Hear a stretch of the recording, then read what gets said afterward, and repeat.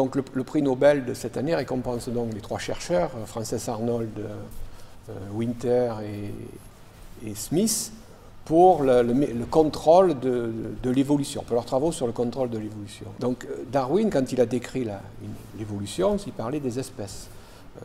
Une espèce animale évolue suite à une série de mutations, et la pression de sélection va faire que parmi les différents organismes transformés, il y en a un seul qui va être capable de survivre et de se reproduire et de transmettre son génotype muté à sa descendance. Dans le cas des travaux récompensés par l'Académie Nobel, il ne s'agit pas d'évolution d'organismes, mais de molécules. L'évolution des enzymes a commencé au milieu des années 85, c'est date à laquelle Frances Arnold s'est intéressé à cette question.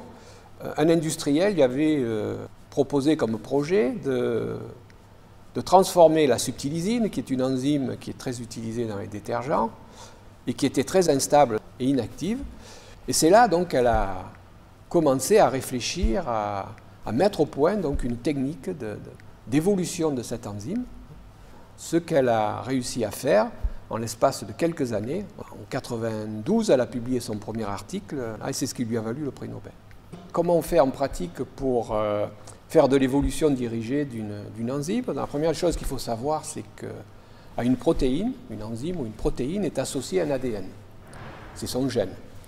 Que cet ADN, contrairement à la propriété d'une protéine, l'ADN a une propriété de se répliquer, c'est-à-dire de se multiplier à l'infini, via une enzyme qu'on appelle une polymérase.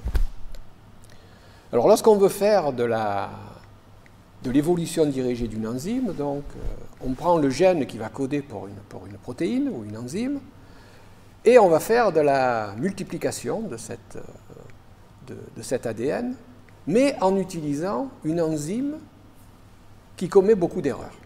Donc c'est une enzyme que l'on peut trouver dans les bactéries, hein, c'est une enzyme naturelle, mais c'est une enzyme qui commet beaucoup d'erreurs, et en commettant beaucoup d'erreurs, elle synthétise des morceaux d'ADN avec des mutations. Après, donc, il suffit de prendre ces ADN mutés, avec ces mutations aléatoires, de l'introduire dans la machinerie cellulaire d'une bactérie pour lui faire produire des protéines qu'on va appeler protéines variantes, qu'on peut appeler également mutants. Et on va se retrouver avec un lot très important, enfin, avec de très nombreuses protéines, très nombreuses enzymes. Et maintenant, ce qu'il va falloir faire, c'est aller à la pêche, à la ligne, pour retrouver l'enzyme qui possède la propriété qui nous intéresse.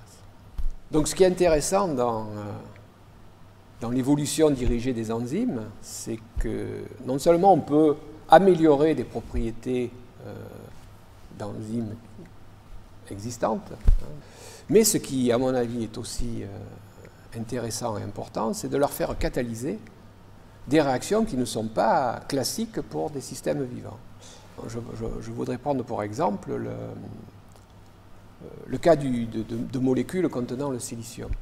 Dans la nature, il n'existe pas de molécules qui contiennent un atome de silicium dans leur structure, alors que le silicium est très proche du carbone dans le tableau périodique des éléments.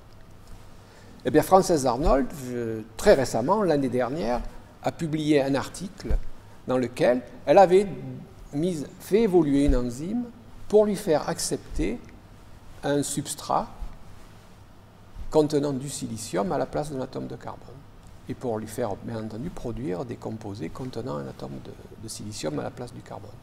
Alors, ce qu'il faut bien se rendre compte dans ces travaux, les travaux de Frances Arnold sur l'évolution dirigée des enzymes, c'est que ça ouvre un champ nouveau pour la chimie industrielle notamment, parce qu'elle va permettre un renouveau considérable de tous les processus, tous les procédés chimiques. Et à terme, on peut très bien envisager que des usines chimiques polluantes disparaîtront au profit d'usines qu'on va appeler usines cellulaires.